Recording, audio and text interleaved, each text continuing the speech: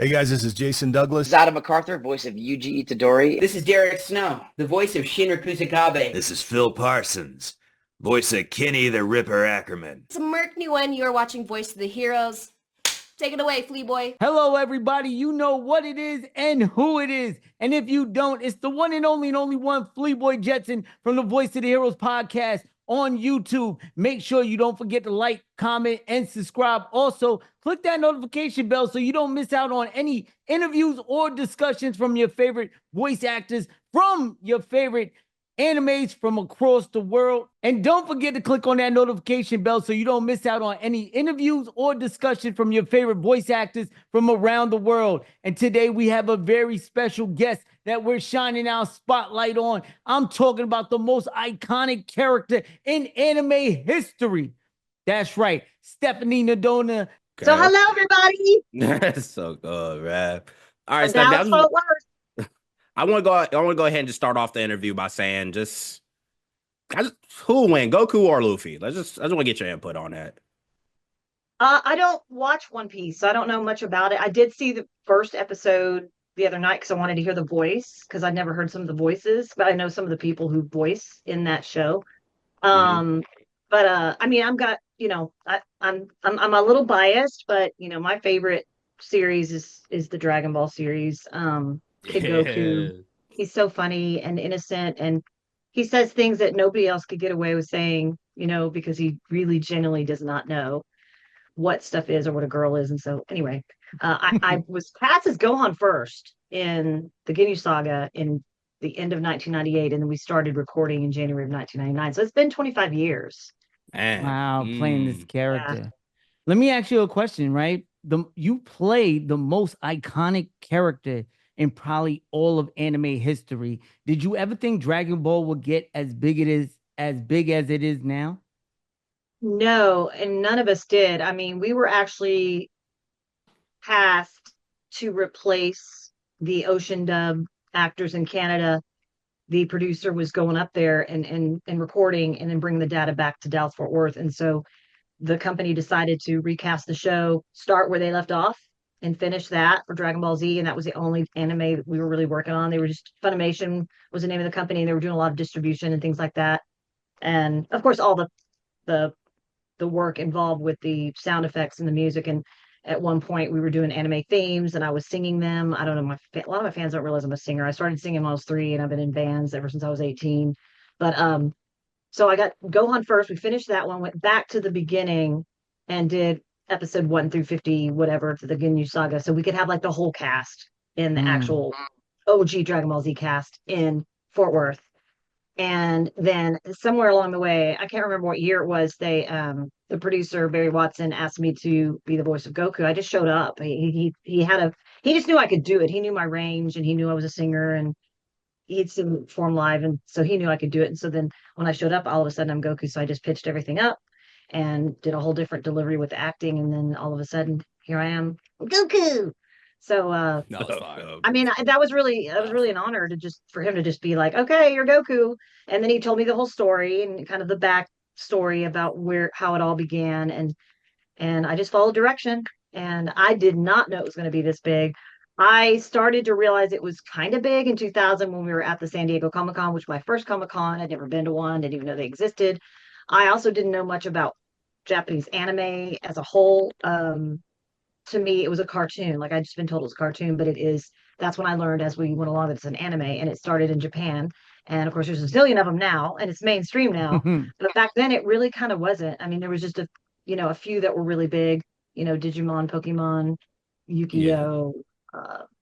I guess there were some older ones like Street Fighter, and of course, Speed Racer from like the '60s. So we did the Burger King special where people go to Burger King, get their meal, and they get like a little figure. That was in 2000. I have that toy. Then later that year, I was watching the TV in Italy whenever my band was playing a naval base tour for a bunch of Navy guys over there. I turned on the TV in my room and Dragon Ball Z was playing in Italian, and I got to hear the Gohan in Italian. And then I saw a bunch of Dragon Ball Z merchandise at the souvenir stores, and that's when I realized it was bigger than I thought it was. But then the fact that it's still alive, it's 40 years later after the original manga. the whole Akira Toriyama passing in March and all the Comic-Cons. And I mean, over the years, I realized it was huge, but I still thought it was going to be kind of like old news in like, I don't know, 2009, 8, 9, because that's when my characters grew up, so I wasn't voicing them anymore. I wasn't in Kaiser Super, but 16 years later, here I am. I'm kind of back in the scene. I've been doing a lot of Comic-Cons. I thought it was old news, but apparently this anime is very special. It is very nostalgic, and a lot of kids grew up watching it. Cartoon Network, so it was viewed all over, I guess, really kind of all over the world. It's dubbed in a lot of different languages.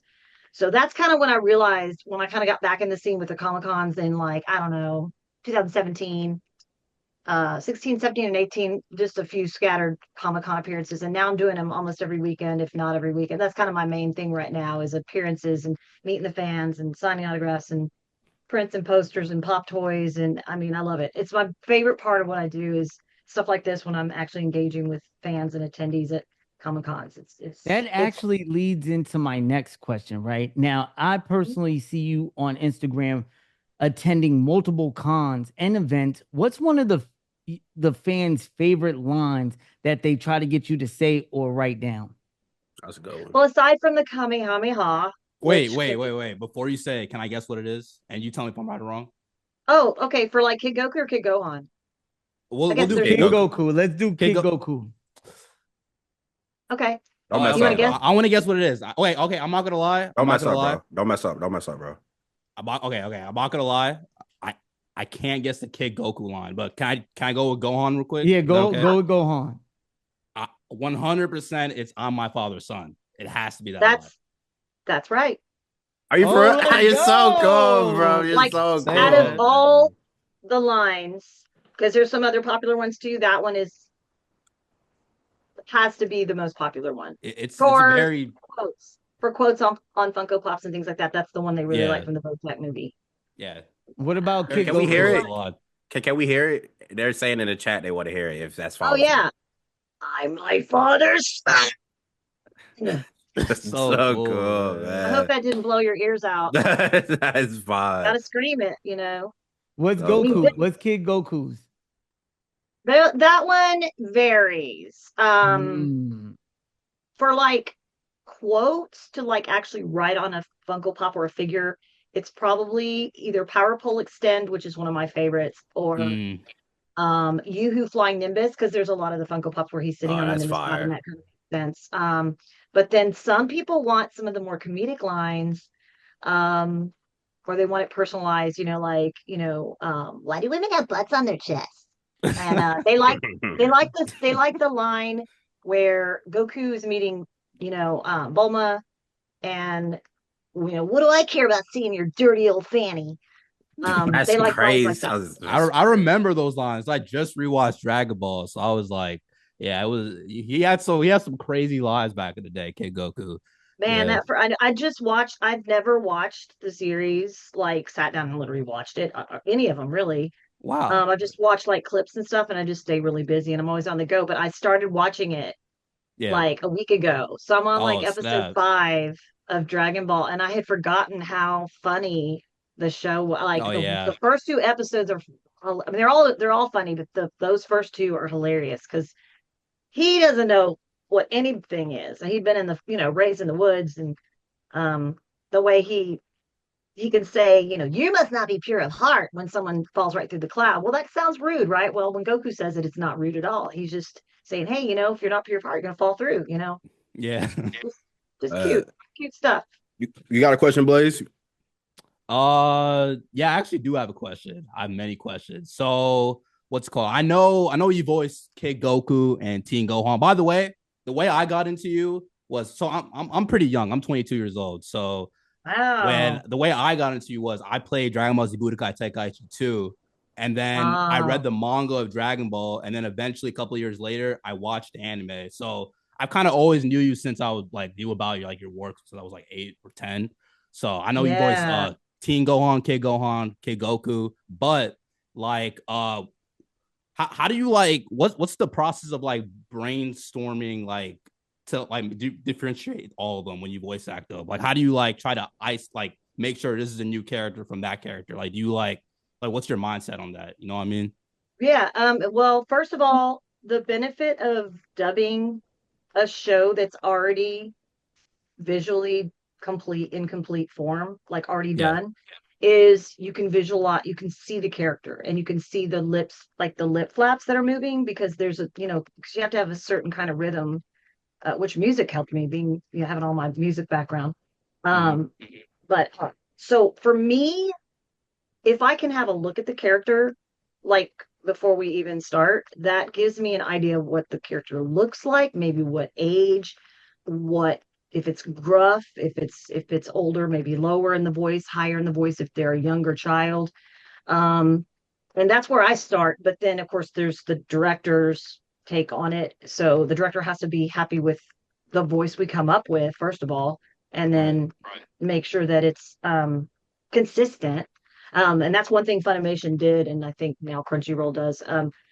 I've noticed that the difference from what little I've seen of some Japanese animation subs is their voices, they're not always similar, like, but they seem to be kind of similar. Some of them might even sound the same. Well, of course, you got the lead character who does all Goku, all Gohan, all Goten from all the stages of life. But Funimation was very careful about making sure the voices are completely unique, so that the viewers don't get confused as to, like, if that one sounds like that one, or there's a lot of characters in Dragon Ball Z especially. But like, for example, I was already at a session recording Gohan, and I had like 10 minutes left of my hour, and the director had already kind of chosen someone for East Kai. And so a lot of my fans don't know I was voice of East Kai. She's not a big character, but she's in, like, I don't know, 6-7 episodes. So I gave a voice of what I thought she would sound like, totally insanely, like, over the top. And it sounds nothing like Goku and nothing like Gohan. She doesn't really fight, so there's not any differentiation, not worrying about, like, exertions and screaming and yelling, which tend to kind of go back to a similar voice.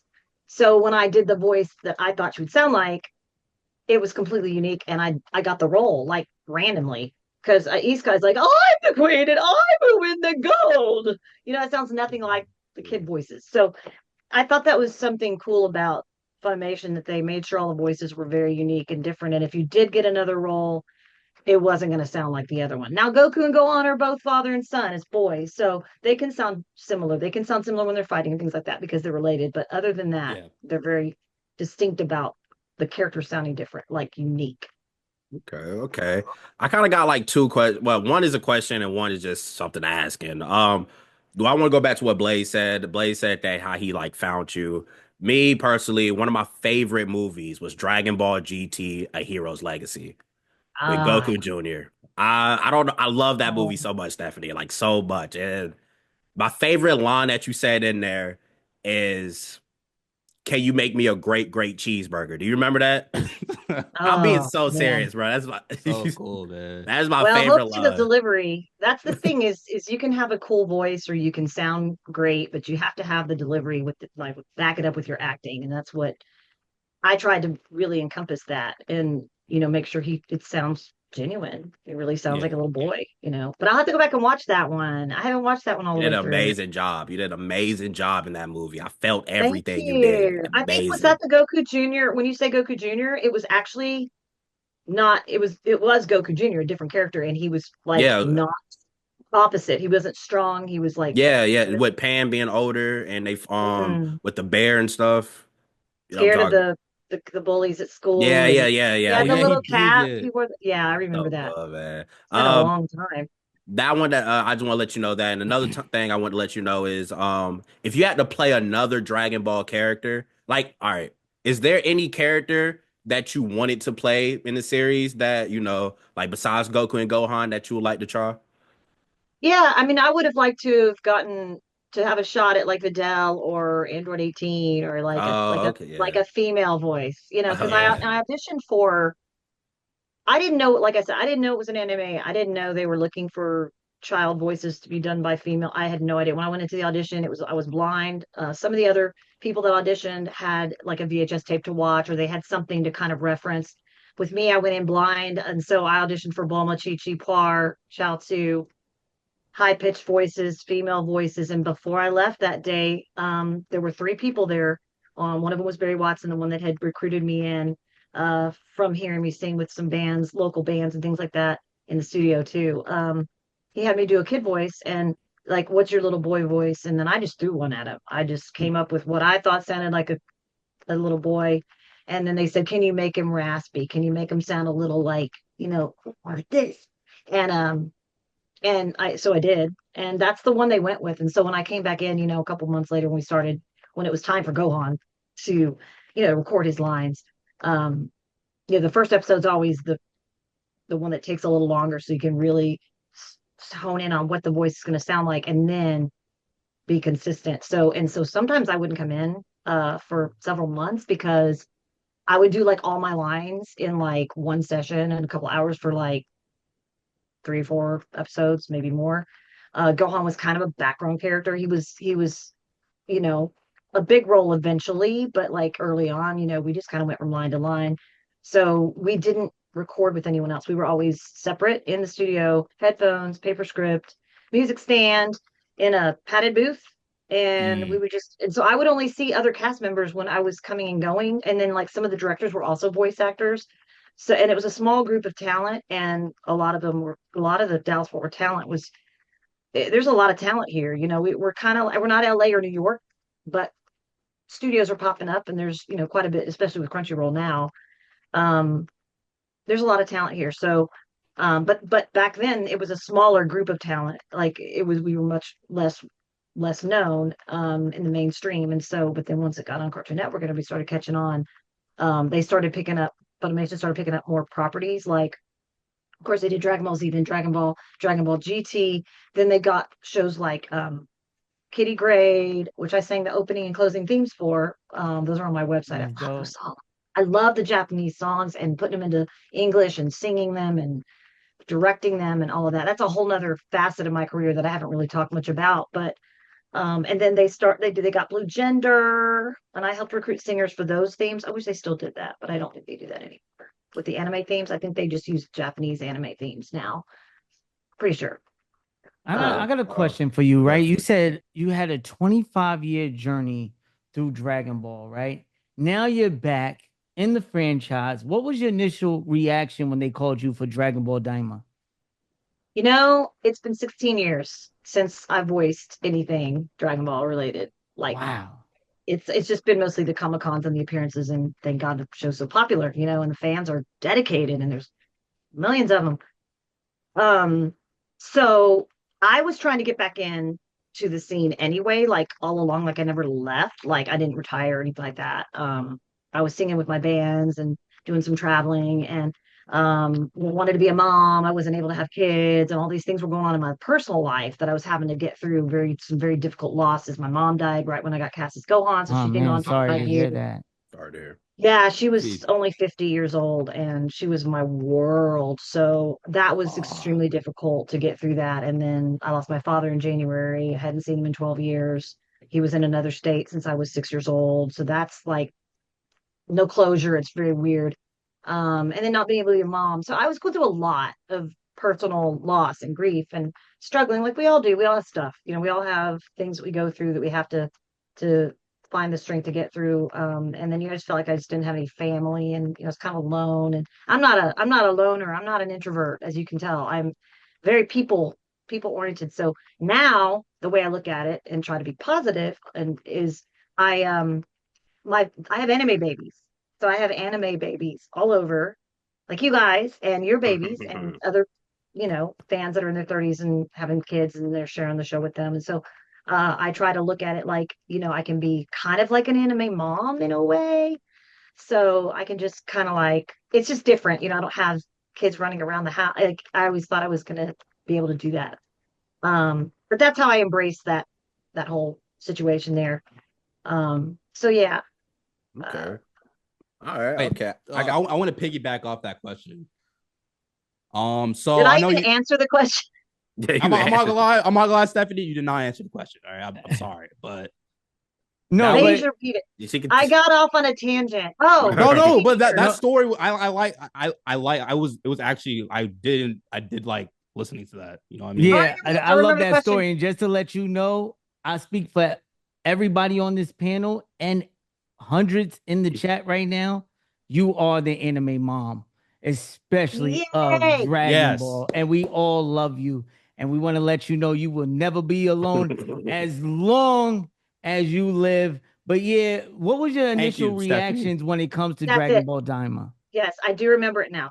So I was called to do what they call Walla like a year ago, and because I've been trying to get back in because the company changed names from Funimation and Sony bought them, and then Crunchyroll bought them, and now they're a whole different office, and it's this giant building with this all these offices, and it's crazy. And there are some different things that have gone on because it's owned by Toei Animation in Japan. I got a call to do some Walla, and I was fine with that. I didn't, I just wanted to be utilized because I'd been out of the scene for so long. My characters had grown up, and I wasn't in the last movie and some of the video games that were recently done. So I was happy with that. I was ready to get back in. And then in July, or no, I went up there in February to just kind of clear the air and make sure everything was cool with Justin Cook, who works there. He's been there the whole time. He's also been a director. And oh yeah, he said that's and I didn't know anything about Daima. I didn't know Dragon Ball Daima was even existed. And then he kind of gave me a little tour, and then that was it. And then in June, late June, I was called in to audition, which was fine. I'm very humble, and I never assume that I'm gonna just be handed a role like ever.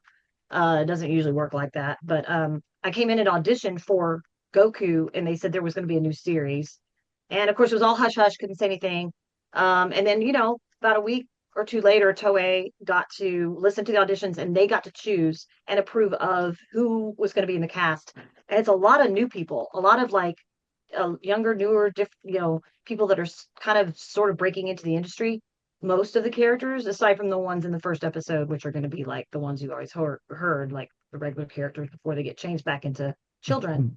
And so he said, hey, Justin called and he said, hey, you got the role. Toei wants you, and the fans spoken. And I mean, I owe this to you guys. I mean, all the fans out there, I just kind of stayed under the radar. I didn't want to be, I didn't want to have any influence. I wanted to genuinely be chosen if I was really chosen. And so the fans spoke out. They wrote to Crunchyroll, the emails, and of course they liked the audition. So that's the main thing. So Toei stepped in, and they have a control over all of this, and they wanted it recorded at Crunchyroll. And so I came in and started recording episode 1, or well, I guess I wasn't really in episode 1 technically, episode 2 in August. And I couldn't say anything. I called in, I had to sign an NDA and all of that, and I kept it quiet. But then some things got leaked, and especially when the trailer came out with my voice on it, and that's when the fans knew. And so I couldn't really deny it, but I didn't say anything until it got officially announced at the NYCC Dragon Ball Daima panel last Thursday. Yes, it did. At New York Comic Con. They were like And I'm not 30, gonna lie, I was a little nervous. Asked President Rose about the scheduling of this interview because we wanted to ask you about Daima, but we didn't know if it fit in with the NDA. And I'm like, man, I hope the episode is out before we get this interview. Yeah, but it's awesome timing to hear you back. Blaze. You're my first interview, aside from the two that I did on premises at NYCC. You guys are my first actual interview since I got back, because it's Wednesday, and we got back, middle of the night, I guess 1 a.m. Sunday. So I've just been, I call it con hangover, because like the day you get back from a con, especially a big one like that, it's the second biggest in the USA. It just takes a lot out of you, because I give and I give, and I'm just like, I'm on fire, and I'm like shining and all this stuff. Like 3-4 days straight was a longer one actually. And so Monday I'm just like kind of like kind of like tired, kind of like my brain is like settling back to normalcy, and it's like then I get back on, because NYC, New York, is completely like crazy different than DFW. Like it's a concrete jungle. It's crowded, people everywhere, everything's expensive, Ubers, transportation, traffic. But it was exhilarating. And honestly, it's like one of the best weekends of my entire life. I'm trying to think of a weekend that was that amazing, because the fans are just, they're just so loyal, and they know what's going on. You guys know more about the show than I do, really, because I do the voice acting, but, you know. But I am watching Dragon Ball again, so that's pretty cool. And watching it in its entirety has really been interesting because I've forgotten. It's been like 20 something years since I've done these lines, right? I'm like, I don't remember saying that. I don't remember saying that. But yeah, no, it's got to be one of the best weekends of my entire life. Daima was everywhere. They had like 4 giant Dragon Ball Daima and Dragon Ball Z booths with, like, they had like a Nimbus cloud that you could sit on or you could stand on and take I've pictures. seen They that. had the figures were there. The two, like some of the two, well, there's like 4 kind of lead characters in Daima, and they had, you could take pictures with those life-sized, what do they call those, statues and figures, and they were giving away a lot of really cool swag. Like, I was really impressed. Like, as everybody left, like over 3,000 people, they got a T-shirt that said New York Comic Con Dragon Ball Daima Ooh. 2024 Oh, T-shirts, that's and then tough. bags. Like, I don't know if you guys can see this because I've got this crazy background, but they gave away these big giant swag bags. Ah, we can't Like, see it like that. Yeah. Man. oh, you can't. No, Oh, a little Uh, oh bit. my gosh, right. Okay, never mind. Anyway, they were like these swag bags. If you've been to big Comic Cons, you see the giant bags, and then they're like backpacks, and you can put all your swag in there. And they were giving away. They gave me and the 2 other people there that were involved in Dragon Ball Daima. One of them was Aaron Dismuke, plays Glorio. They gave us a Daima, like a Dragon Ball Daima figure, which I don't even think you can get those yet. Like, I've been looking online, and some of them aren't even coming out till next year. So that might have been something sent in from Japan. I'm not for sure, but that was the coolest thing. I was just so excited to have that. And then I signed like 5 of them at my table on Friday, and those were the first ones I'd signed. So I wrote like the numbers, first one Ooh. signed, second. Those are going to The be fans really love that. expensive. They're Those, like, put first one signed, put first one signed. And so I did. So that was really cool. And then the t-shirt's cool. And then that crazy head thing, and Yeah. they were giving away some other stuff too at the booth. They're giving away the cards with talking about did you guys know that the first 3 episodes are going to be shown oh, in and theaters all over the United States I in will be English? Yeah. going. I will be Yeah, because going. it's already out on Netflix, but it's the sub. It's a Japanese sub. I didn't realize that it was going to be a while before the actual English dub came out, but it's going to be the 10th, 11th, 12th of November. You can go online and get your tickets. I think it's like fathomevents.com. Yep. And I don't know if you guys are planning on going. I know that a lot of us are going to try to go on the 11th. There's one, like, I don't know, half hour from definitely, we're going to here. support, especially Yeah. me. I, Gotta I support. love dub. I know I might get a lot of stuff for it in the chat Yeah. and even from my community, but everybody knows I wait for the dub to come out before I even Yeah. get into the series. I watched it. I thought it was going to be the dub. I didn't realize that it was the sub, but I actually was like, oh, like, I kind of followed along. It's really good. Like this is like Akira Toriyama poured his heart out. This was his last, big project. He started over a year ago, I believe. And so a lot of people are, I'm hearing a lot of great, mostly everything is great and excited. People are excited and pumped up. Some people are nervous that it's going to be like GT or they didn't like GT. Some people love GT. It's not like GT. I love GT though. I thought that was a I cool love show, but G2. I know I Mhm. love what they get. The premise is totally different. The way they get turned back into kids is different. The characters are different. There's a bunch of new characters with new voices that you guys are going to grow to love, and it's basically just like another big adventure. It's an alternate universe. It's called the Demon World. Told So y'all, chat. I actually liked that I watched it on Netflix when it first came out because I was really excited. I was like, I have to see it because I just have to, right? And the voice work, the Japanese voices are great, and the animation is glorious. I mean, it's beautiful, and the opening theme and the ending theme are great. And with me being a music, me having a music background and being a singer, I really gravitate to music anyway. And so, like, I they're very catchy songs. I think you guys are gonna really love it. And if people are thinking they won't, give it a shot. Just go to the movie and watch it. If you don't want to go to the theaters, you don't have to. The tickets might be sold out anyway. I don't know exactly how that works, but it will be on Netflix, which is huge. That's the first Dragon Ball franchise to be released on Netflix, which is ginormous. That's a big deal. So Toei is pushing this one big, big, big time. I mean, Okay. they had such a large piece of real estate at that Comic-Con. Like, and they had this giant inflatable Goku that I don't even know, like 40, 50 feet tall. Like, it was very impressive. I loved every minute of it. And I'm very, very honored to have been chosen to come back. And especially with all the nostalgia and the kids grow up listening and you hear those voices and they take you back, just like an old song in high school, you go back to those memories. But when you hear those voices or ones that are familiar to you when you were a child, and I can relate to that. I watch Looney Tunes or Smurfs or whatever. And it's the same way with me with music. And it takes you right back to the day you first heard the song. Okay. I just wanted to ask you this because you was talking about Comic Con and stuff like that. So, what was the most craziest experience you had with a fan, with a Dragon Ball fan? Wow, the craziest. Well, I wouldn't say crazy. When people walk up with their little kids dressed like little Gohan and Goku, I just melt. I just Sure. melt. I love the families that bring the kids. The cosplay is really impressive. I'll have people come up dressed like I had well, I think so. I was in California in 2017 and it was right when I was getting back into the Comic-Con scene. I was at a Hydro Comic-Con and this entire family walks up. Okay, they're Filipino. Okay, this entire family walked up.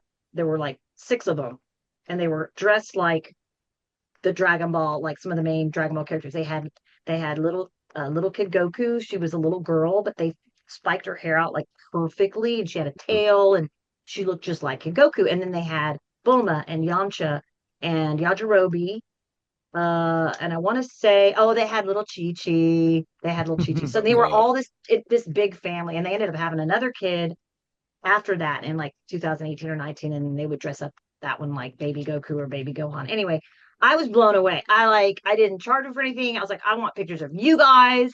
Forget about me. Let's like make this into something. So I did like little videos with them, and now I'm friends with them. And then like during COVID, they made me like these Dragon Ball masks, and they would mail them to me, and I would like wear them at the events whenever we were back, doing kind of coming out of COVID. And then I've had a lot of moments that are very endearing, like um, some fans get really emotional and they went through a lot and they would sometimes go through things at home or domestic abuse and they'd go into their room and shut the door and watch Dragon Ball Z. Or people would work out to Dragon Ball Z and they would get them pumped up and they want to like lift weights and be strong like Goku and things like that. So I've heard a lot of stories about that, and that's amazing. And then one kid was in a wheelchair and he walked up or he rolled up and gave me his hat and said, "Will you sign this?" And I signed it and I gave it back and I gave him a print and he just started crying. Like he had been through a lot, and I was very touched by that. And he was just like, "This is the happiest day of my life." I mean, for him to say that to me, I'm like, how can this be the happiest? Wow, are you sure it's the happiest day of your life? It's Yeah. very humbling. And then another time, this isn't crazy. I hope you don't mind me. I'm kind of Some of them are crazy, some of them are like emotional, and some of them It's are fine. funny. But this other one, I could tell this kid was like going through a lot. He was like maybe 12. And he walked into a little comic store in Waco, Texas, and his father was with him. I guess, I don't know, I think it was his father. It could have been his stepdad. And he wanted a print. He wanted to buy stuff, but he didn't have any money. And the dad figure person was like, why do you want to spend your money on this? What is this? Anime, this is just crap. Like, why would you spend your money on this? And like his face just, he looked down and it's like, it was really, really sad. Like, um, it's just broke his heart. And I just remember I had some really tough times with the stepdad and the stepmom in my life, and it was not good. And it was very, very tumultuous. And there was a lot of that kind of domestic, kind of like borderline abuse kind of stuff going on. And so I kind of figured, wow. So when he left, I got with the store owner and we got him a couple of prints and we gave him like a free like little figure. And because it's a small town outside of Waco, Texas, they were able to find him and they knew who he was. And that was very heart-wrenching, but I just know that was going to cheer him up. And who knows what's going on in their house? Like, who knows what's going on with the mom? Who knows? It's just heartbreaking, and it pulls the heartstrings. I'm an empath. It's a blessing and a curse. I love it, but like I take in the energy of the people around me, and you know, it's I love being that way, but it's also like it'll drain you emotionally. It'll just suck you dry, and you just give, and you're just like a deflated balloon. You get home and you're just like, oh my God, you know. But as far as crazy, it's more like the cosplay. Kamehacon is a convention that's done in DFW. They're going to be doing Kamehacon 6 in New Jersey for the first time next June. But Kamehacon like 1 through 5 was in Dallas Fort Worth, and this was fun. So I was there with Tiffany Vollmer, the voice of the original Bulma, and she was right next to me, and we're friends, and we're two peas in a pod. We have a blast. And all these guys showed up, like big, burly, like guys with muscles, and they all were dressed like Bulma. There was like 12 of them. There were like 12 of them, and they were all very, very, not hiding their masculinity at all. They were doing it for fun. And they walked up and we weren't expecting it. And so she ended up doing like this whole like Bulma, like dressed like Bulma is crazy. What is it? Like the conga line. So she's like, all the Bulmas over here right now, follow me. And so she did like this whole conga line around the entire Comic-Con. It was so hilarious. And with these guys, they were just having fun. So we had to get pictures and all of that jazz. So that was pretty crazy. Okay. Blaze. I want to get into the next question. I know you mentioned you do a lot of singing and you do a lot of voice acting. So which one do you like prefer more? You prefer like the singing side, or you prefer the voice acting side, or is it like kind of equal? Well, it started with music for me. So music was what grabbed me, and what my ear just, I don't know. Thank God I had an ear to be able to sing on pitch and all that stuff. Because you can love music and want to be a singer, or you want to be a musician, but you're just not proficient at it, or you're not good at it, or you don't practice, or you have bad self-discipline. But for me, I was doing it from the very beginning of any of my memories. I was singing along with songs. I was singing kids songs. I was singing Donna Summer, Neil Diamond, my favorite artists. My parents were not musicians. None of my family really got into, they liked music, but none of them were musicians. I had one aunt that was an opera singer, and on my dad's side, and that was pretty much it. But they always had music in the house, and that's something I treasure, especially ages, from whenever I could remember, 3 to 6, when my parents were still together. My brother was there too, and we would sing on these 8-track tapes. Like, this is way back in the 70s. And we would have these microphones. My dad would plug them in and into the stereo. We always had a stereo, that was my favorite thing in the world, was singing and music and songs. And I was learning and training my ear at a very young age without even realizing it. But I was also learning how to change my voice and do voices and silly voices. And then I eventually got a cassette tape recorder that had batteries, and I would carry it around and have blank tapes and record my friends, my neighbors, my babysitter. And then I would go back and try to mimic them just for fun. Like, and again, I wasn't pursuing voice acting. I didn't even think about that. I wasn't thinking about it when I was watching cartoons, that there were voice actors behind all of those voices. So when I got into the voice acting much later in my career, it was just like natural for me, because I had been, I used to write like these silly like radio shows, and me and my friends would like interview each other in different voices. And that was probably more like middle school age. So I had like these cassettes of us like playing around with all these different voices. So I was already doing it for fun. I was already doing it as a hobby. So and then having that music and being able to contort my voice, and because I can like mimic singers as well. And I started getting into writing parodies and jingles for morning show radio, which was very, very, very fun. Extremely creative. I loved it.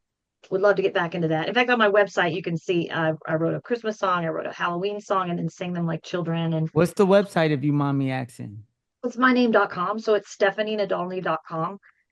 It's not like, there's not as much stuff on there as I'd like. We got to get back to that, because we've just been really busy. But there's like some basic stuff, like the anime themes that I sang, and Yu Yu Hakusho, Sayonara Bye Bye, and then like my demo reel. And there's like a video on there from like 2014 when we were performing live at the WinStar Casino. We worked for the senior breakfast. So I sang and toured with a band for over 22 years, Vince Vance and the Valiants. But I met the band Brave Combo out of Denton, Texas. They're like a world nuclear polka band. And I'm actually Polish, part Polish. So no wonder I love polka music. But that's where I met Barry Watson, was at one of the studio recordings where I was recording on their albums, and we were writing songs in like the late 90s, like 96, I think 97. And so I've just been integrated in the Dallas Fort Worth music scene. And so I'm kind of like a first, second call for like, hey, we need a singer to like jump in and perform. I haven't done that in a while because I have been so busy with the voice acting in the Comic Cons. So right now I'm having to pick and choose like which one. And right now I'm focused on voice acting, getting back into Daima and traveling and meeting the fans at the Comic Cons. We put That's our fire. band on hiatus. We do have a band called Moonglass Band, and I've been with, I can't even tell you how many bands I've sang with, maybe like 12. But the one I was with the longest was the one that was touring with three girl singers, costumes, comedy. Uh, it was like the B-52s meet Shauna Na, that we did skits, we did comedy, jokes, and it was like a best thing for me at that time. I was 18. I had just gotten out of high school. I was going to college for music and Oh drama. wow. And when I joined a show band, and I was gone like 300 days a year. Like it was crazy. I mean, sleeping on the airport floors, driving around in a tour bus, Dang. broke down way too many times. No AC, no heat. Sometimes we were in the middle of this freezing storm. We had no heat. Like it was like Oh my really like God. we were like roughing it. We had a tour bus though, so that was like something they had just gotten when I joined. But the band started in '71 and I joined in '91. Oh, that's phenomenal. I got a question about Spark and Zero, right? You said you was out the scene for about 16 years, but we know consecutively over the years, Dragon Ball has been putting out hit after hit, banger after banger. Some might arguably, disagree, but there's been a lot of work in these video games, and with Spark and Zero being the biggest fighting game we've ever seen at all. How much copies sold within 24 hours? I believe like 3 3 million. million, something like that. Yeah. Wow. Yeah, it's literally the biggest fighting game ever to hit the market. How do you feel about being in this history?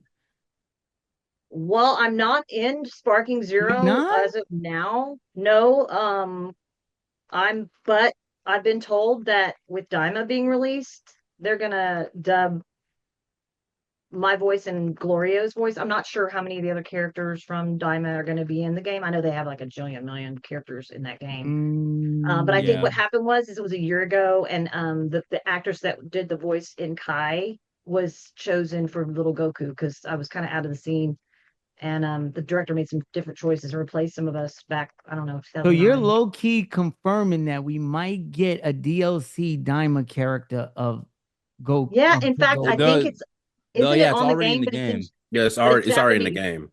Yeah, Yeah. but it's just only in right? Japanese though. Oh, Right, it's a Japanese voice. So I think they're gonna come in and then they do like what they call, I guess, an update. I don't play video games Yeah, nowadays it's an at all. Like update. I'm Yeah, like so they might completely. update her voice in the future. That's it. It's an update. Hmm. Or however you do that. Pause. So I don't, I have not been given the word like yes you will, but like Aaron Dismuke, who plays Glorio, told me he's been told he will come back, and I'm thinking if they're gonna dub Glorio, they're why would they not Yeah, do dub them. Kid Yeah, Goku from Daima? So I'm just like waiting until they call me and whenever they want to do it, and if they're gonna do, I'm just kind of like hanging out. We've got a little bit of pause in just in our production right now. We've done several of the episodes, but we're just kind of like on a hiatus just while they're doing some other things, and then we're gonna come back and start dubbing again the very beginning of December. So, but that's not going to halt anything as far as when they're released and how they're released. So I'm super excited and really, I just want to tell you guys, yes, I'm biased, but from the outside looking in, I'm telling you, this show is amazing. It looked It's really good. just, it's Episode 1 was really, amazing. really much, much more dynamic and animated and colorful and all of these things more than I even realized. So Yeah. yeah, so give it a chance if it's completely a whole new show with just so many unique things to offer. So give it a okay. chance, guys, if you're on the fence about it. Or you could wait Okay. if you don't want to go to the theater, you can see it on Netflix. You can see it, I think you can see it on Crunchyroll at some point too. So All right. I just want to ask you, what's your favorite transformation from Dragon Ball? Cell Saga. So Cell Saga Super Saiyan 2, man, that's like guttural. Hey. I mean, that was like I was screaming about my mom and losing my mom and all these just, really just got a lot out when I was doing those screams and with Goku talking in my ear as Gohan and like telepathically, and then I would just think, oh, it's like I think about my mom and how much she would want me to be strong and flourish, and she was my biggest fan, and all these things, all these emotions came up, and talk about blowing it out.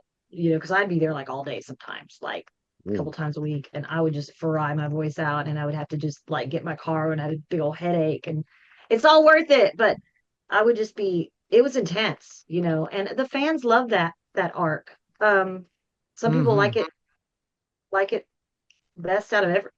I hear all kinds of things from the fans. I mean, I hear like that's my favorite arc ever. Oh my gosh, I love Gohan. I love Super Single. I love. They call him Teen Gohan. He's actually technically like 11 or 12, but yeah. So the Super Saiyan Cell Saga. But I enjoy doing Goku more because he's funny.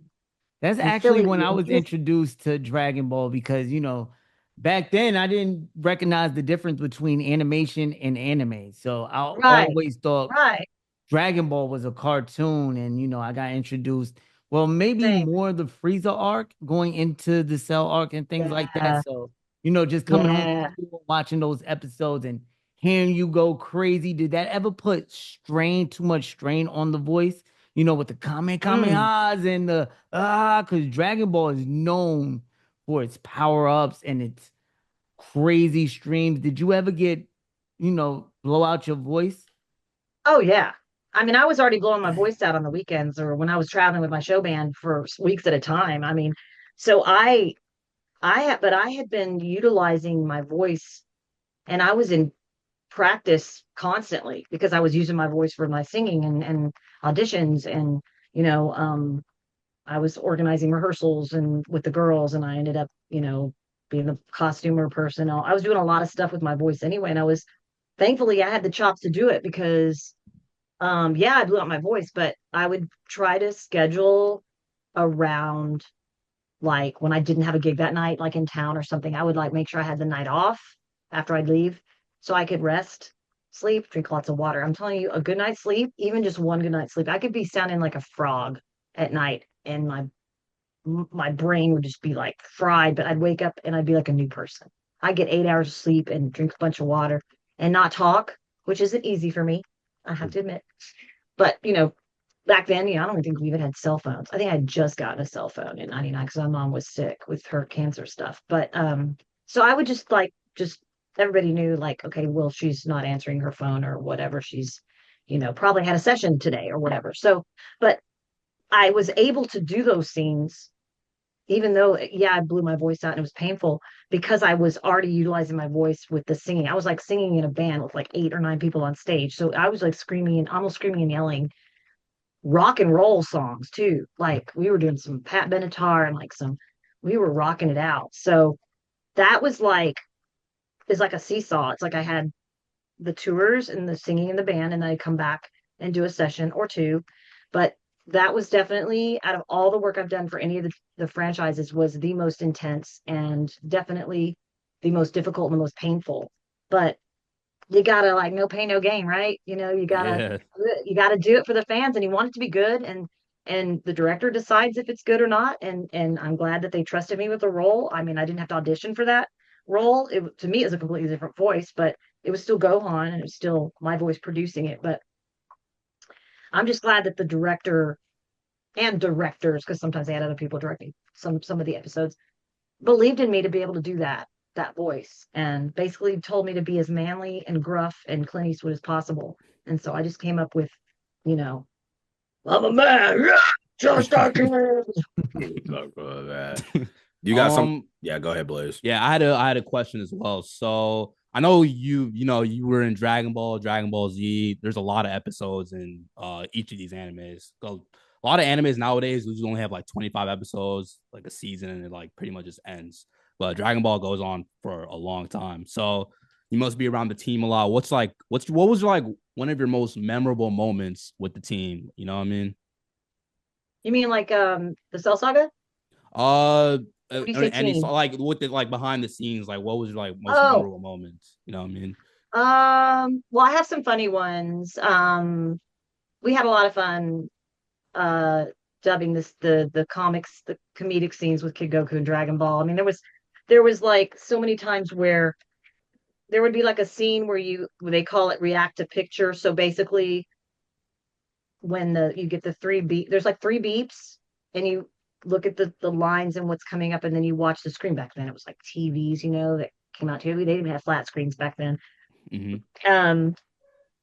And so I remember there were some scenes where I would just be reacting to picture. And so I would just follow along. A lot of them, Goku would be running up a mountain or running around a mountain and Yajirobe's chasing him or something. And he's like, I remember. yeah. And it's just sounds funny because you're just like, you're grunting and you're making all these weird reaction noises and sounds and shock and awe. And it's a lot of Goku. Well, I mean, Gohan really, when he was younger, he had a lot of like more like reactions, like exertions, taking off and landing, powering up sometimes, but like punching and kicking, and then the fight scenes are, pretty intense. But those were comedic to me when I would react to picture, especially Dragon Ball, because it would kind of go on and on. And I remember I got so into it and I was really watching it closely. And so Goku's running, right, for a long time. And it's hilarious dubbing that because it just sounds funny. But then he jumps in the water, and I was so into the scene that I made the sound effect of him jumping in the water. Like I didn't mean to, it just happened. And I was just like, and the director was like, "Did you just make the sound effect of water jumping in the water?" I said, "Yes." I'm sorry. Like they could cut it off. It was fine. It didn't mess up the scene, but I was just so into it. And we just had a good laugh about that. And he just says funny stuff, you're stinky. When he talks to Roshi about a pretty girl or an unattractive girl and he doesn't know the difference. I like both, He doesn't know, he doesn't understand all that stuff. But there's kind of a lot of like adult humor in the show. Like I said, I'm watching Dragon Ball, I'm in episode 5, and I'm like, my goodness, there's some like adult stuff in this show. And I don't know if they had to like, I don't know if they had to like release episodes with some of that stuff cut out. I know they had to do like they had to like cut out a lot of the Gohan getting pummeled by like Frieza because it was like blood. Whoa. And it was like it could be construed as child abuse, you know what I mean? If you look at it, I mean, if you're looking at it like that. But the unabridged, I guess you could get on DVD or not DVD. Well, it was DVD eventually, but it was VHS tapes back at the very beginning. But I know that on Cartoon Network, they had to, we had to do alternate lines for like Mr. Satan had to be like Hercule, I think. Yeah. Like some of the names had to be changed. Yeah, just to be more family friendly, Because they would be like, the crowd would be like, say, and one of the, so yeah, Yeah, but I mean, we just did the alt, then the director told us what to do. And if there was ever, now, early on, when I first got the role, like I said, I wasn't in very often. So I would be like 2 months later, they're having me come in. So all they would do is put the voice in my headphones and I would mimic myself. And then after the first, 2 or 3 sessions, I knew where to go in the voice. I didn't need any references. Sometimes we'd hear the pre-roll, like some of the people in your scene might have already been recorded. And if they are recorded, they'll play that if you want. So you can like respond and react to what they're saying, which is always helpful. With Daima, some of them have done their parts and some haven't. So if they've done them, they play them. Which I just think it's a little helpful. It's not impossible to not do a good job without that, but I think it's pretty cool to like hear the lines before and or after when I deliver my lines. And what's cool too is now it's like computers. It's all on a computer screen. Everything's cutting edge technology. They can slide things quicker into place instead of rewinding and fast forwarding like we used to do. So it's a lot more efficient. We get a lot more done in less time. So most of my sessions are maybe 2 hours. I think I had one for free, but like we cover a lot of ground. And with Goku being the lead character, especially starting at episode 2, we had a lot of work to do. But I've been getting a lot of these on a first try, and if I don't get it and I see it, I'll do another one like a little faster or a little slower depending on what I see, and they literally just slide it. They can just like take it, move it, then we watch it and see if it fits the flaps, and if it does, like move it on.